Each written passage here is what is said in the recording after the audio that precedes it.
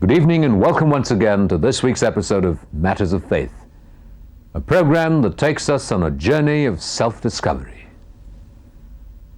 The core of faith lies embedded deep within our souls, covered by layers of conditioning of the material world that overpoweringly surrounds us. Deep meditation, relentless questioning, and honest contemplation can reveal to us our own souls and give us a glimpse of the unchanging infinite. Buddhism is based on these principles, and the Thiksay Monastery in Ladakh is the embodiment of splendid isolation in the midst of material chaos. The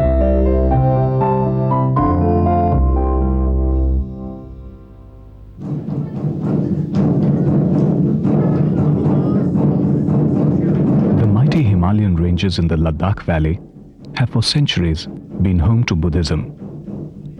Dotting the Ladakhi landscape in this high-altitude desert are scores of Buddhist monasteries.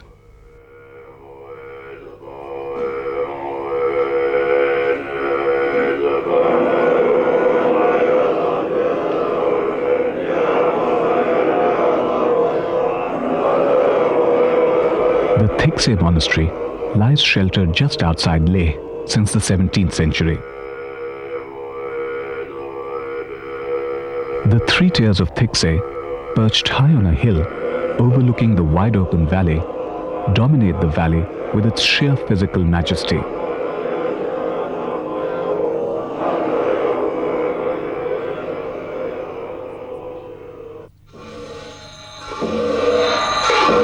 The main deity, the massive golden Buddha of compassion, sits atop a flight of stairs in the main sanctum.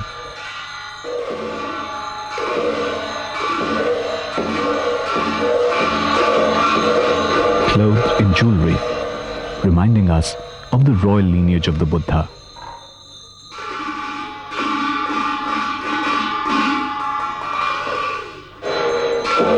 Yet the stance is gentle, meditative, that of the compassionate teacher who showed the world the way to nirvana.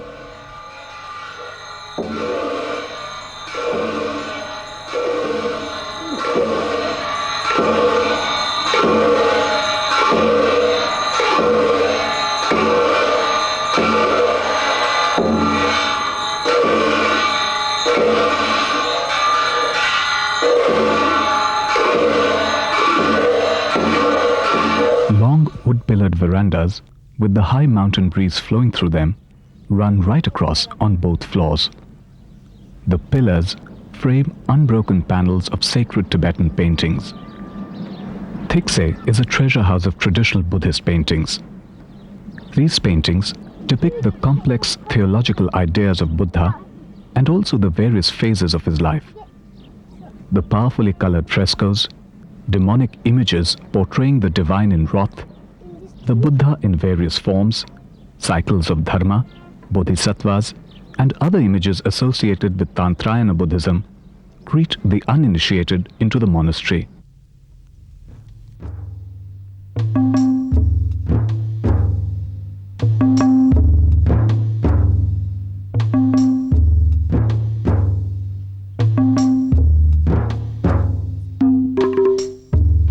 Like other monasteries, there is the huge courtyard open to the skies.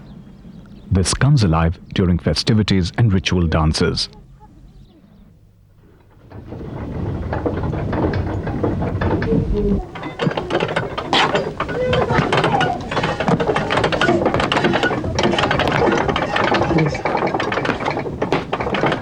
The walls of Thiksay hold safely within them the finest of Buddhist tradition, not only protecting, but also nurturing.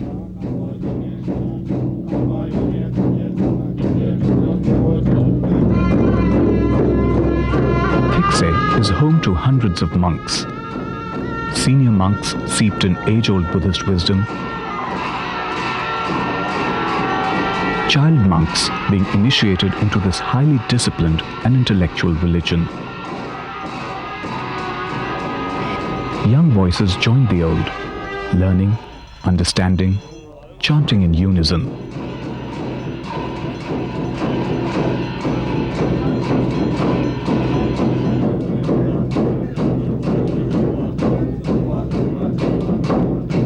Theirs is an austere life, with its own distinctive chanting, scriptures, music, and dress code.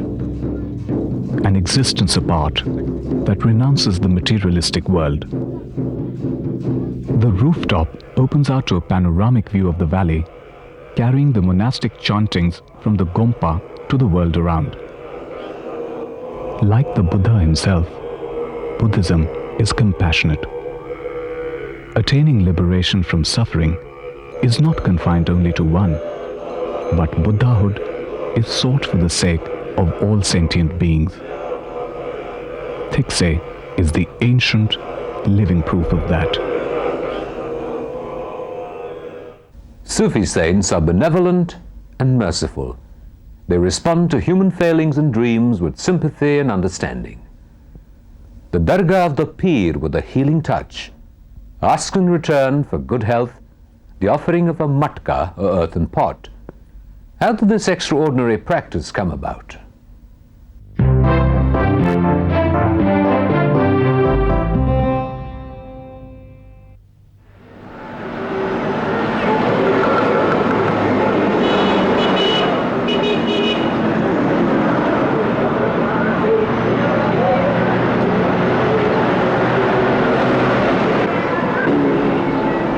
The aggressive grandeur of skyscrapers and the majesty of historical forts that abound in Delhi, a strange little shrine sits quietly.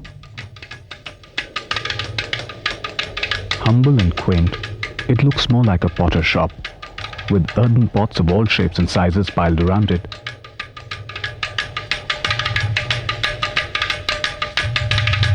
And hanging even from the trees in the shrine.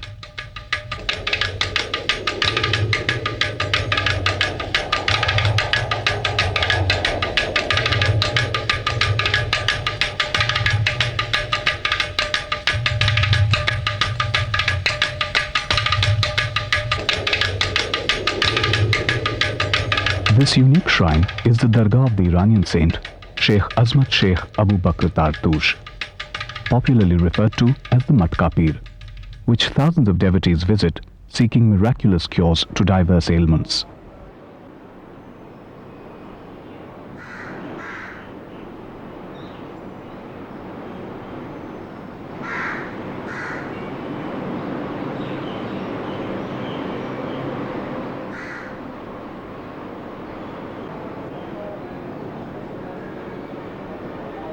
The saint originally hailed from Tartush in West Asia.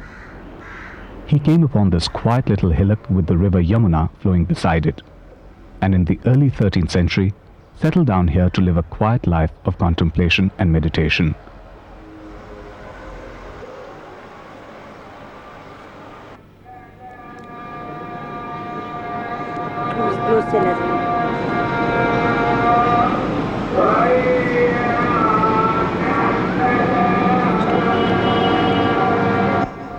Legend says that a patient severely afflicted with tuberculosis, depressed beyond hope, tried to end his life by jumping into the Yamuna.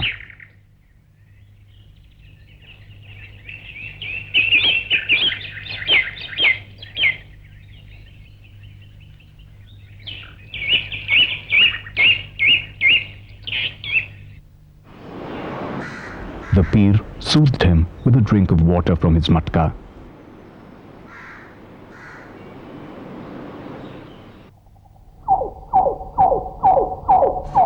And a miracle took place. He was cured. The man spread the word, and soon flocks of people began to visit the Pir for his healing miracles. When this story reached the Sultan, he decided to test out the saint. He sent him a tray full of balls of clay and iron pieces shaped like gram. The saint was asked to demonstrate his power. The Pir turned his gift into real gram and jaggery.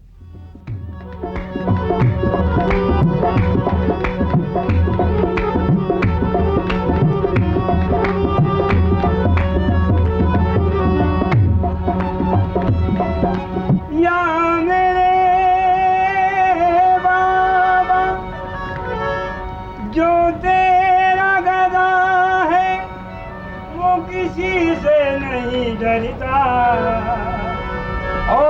Every Jumerat, the Dargah resounds from morning to night with qawwalis specially sung in praise of the saint with the healing matka.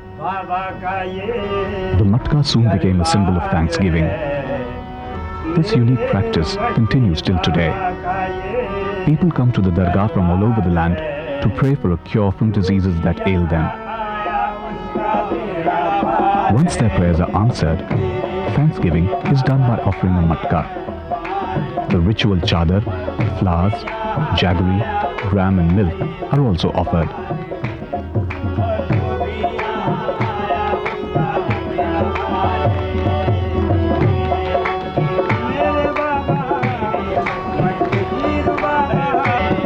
The quiet little dargah, where the saint lies in eternal sleep, perhaps raises the hopes of the faithful as they ascend each step as a sort of a staircase to a heaven on earth. Such is the confidence that the sanctum inspires in them.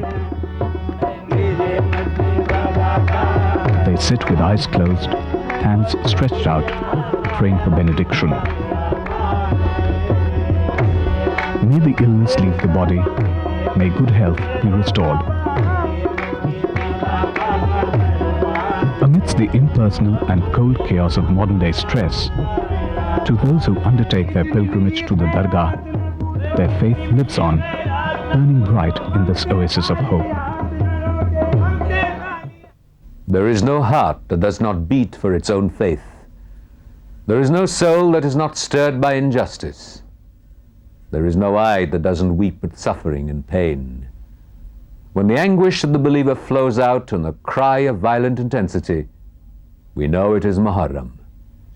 This is an occasion for the most vivid demonstration of anguish.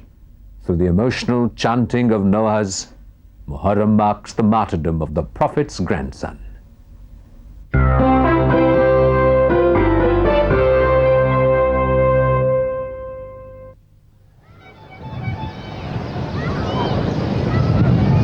The glory of the Allah and the tales of His benevolence are sung in qawwalis and chanted with great fervor by the Muslims. It is music of worship, holy and pure. But the emotional intensity that marks the singing and chanting at Muharram is awesome. It is the cry of mourning.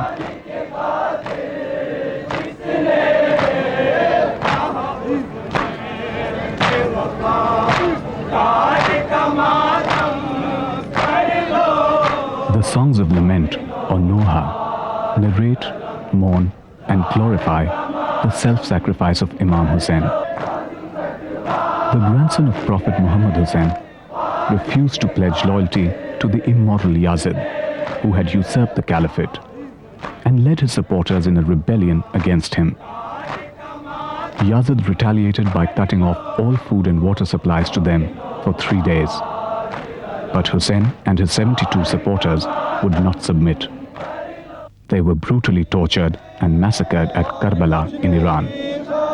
They died, but they kept aloft the flame of the faith.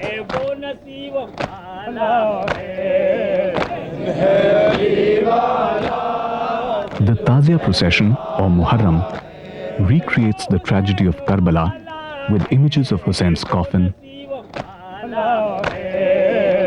his horse, even the burial, the destruction.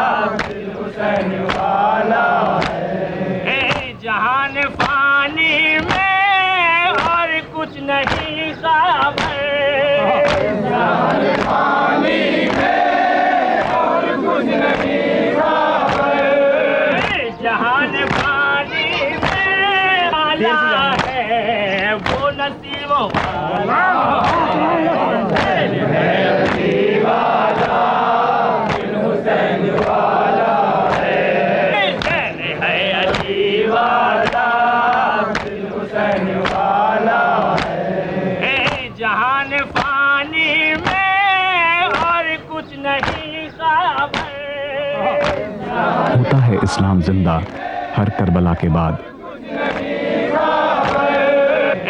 जहान पानी में और कुछ नहीं खबर, जहान पानी में और कुछ नहीं खबर, जो हुसैन वाला है वो नसीब वाला है। Islam seems to be reborn after every Karbala. Hussain वाला है, जो हुसैन वाला है वो नसीब वाला है। अली वाला दिल हुसैन वाला है, अली वाला दिल Hussain.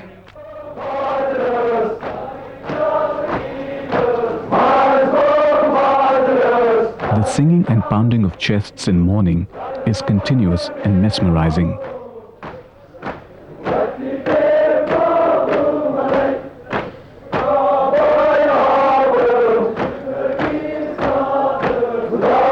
The beat resounds and echoes, unflagging, as grief-stricken devotees cry and wail.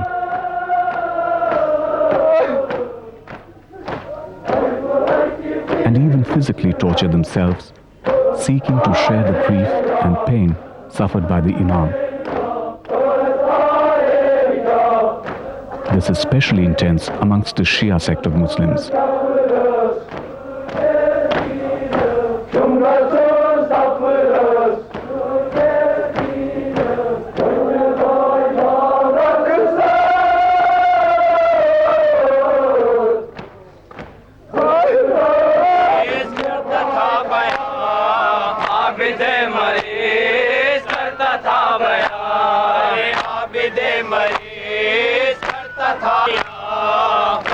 Muharram singing and chanting perhaps has no parallel in its intensity and fervor.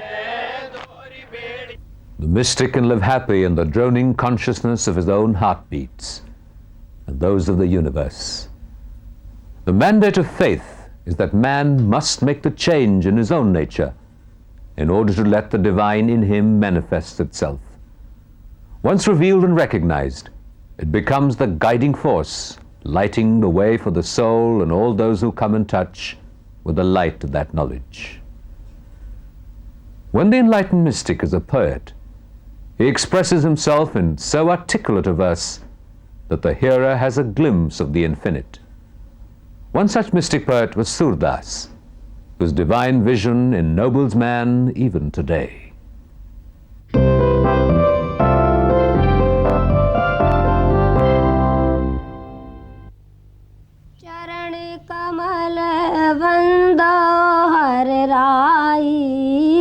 चरण कमल वंदो हर राई जाकी कृपा 500 years have passed by. Contours and landscapes have changed with the shifting sands of time. अधरे को सब कछु दर्शाई चरण कमल वंदो हर राई जाकी कृपा पंग गिर लांग है जाकी कृपा पंग गिर लांग But the words of one poet are sung even today.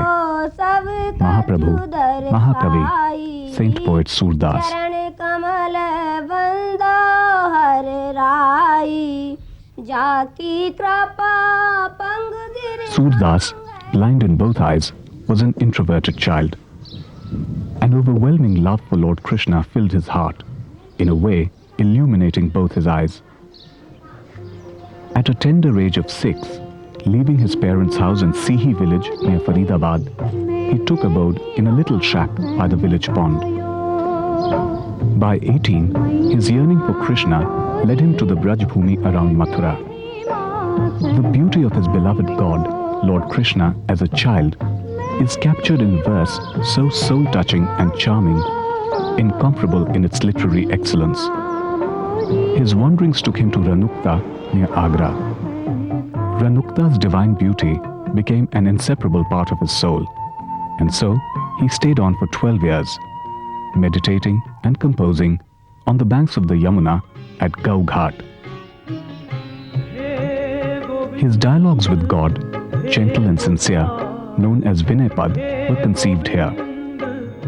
हे गोपाल हे गोविंद रखो Ranukta proved to be the turning point in this saint poet's life. An encounter with the great saint Vallabhacharya was to transform his life and poetry. The sage, highly appreciative of Surdas's verse, rebuked him gently for not outgrowing his obsession with humble prayer. Inspired by the saint, Surdas became his devoted disciple and went on to compose the glorious verse describing the Ras Leela. भेंट भई राधा माधव भेंट भई Surdas left Ranukta and took up abode in the little village of Parsoli, where the beautiful lake Chand Sarovar was situated, ideal for long hours of contemplation. गति भेज गई Radha Madhav It was as if here he finally met his God. Inspired devotional verse flowed from the heart of the sage poet. के रंग राजे राधा माधव रंग रही राधा माधव भेंट भई माधव राधा प्रीति निरंतर रसना करी सो कहीं न गई राधा माधव भेंट भई. Parsoli was to become Surdas's home for the rest of his life.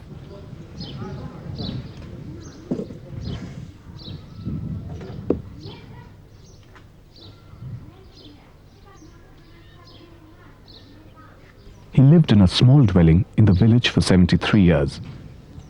Long hours were spent in meditating and writing under this tree and in the humble hut nearby.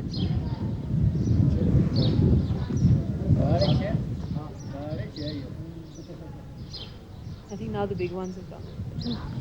The love play of Lord Krishna with Radha and the gopis became his dominant passion. Devotees were drawn to the intense spirituality of these verses and sermons in praise of his beloved Lord Krishna. An unfailing ritual was the daily walk through the jungles to sing and preach to his devotees and pray to his Lord Krishna at the Srinath temple. रखो शरण अब तो जीवन हारे हे गोविंद हे गोपाल.